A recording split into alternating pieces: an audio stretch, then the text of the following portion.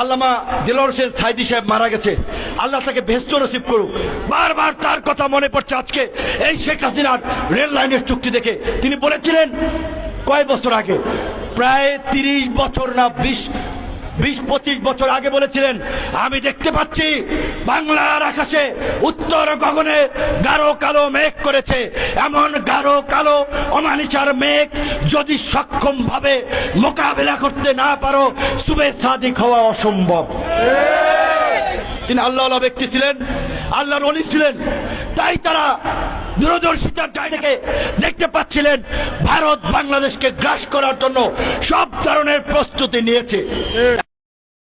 আমি দেখতে পাচ্ছি বাংলাদেশের ভাগ্য আকাশে উত্তর গগনে কালো মেঘ জমা হয়েছে, ঝড়ের পূর্বাভাস লক্ষ্য করছি।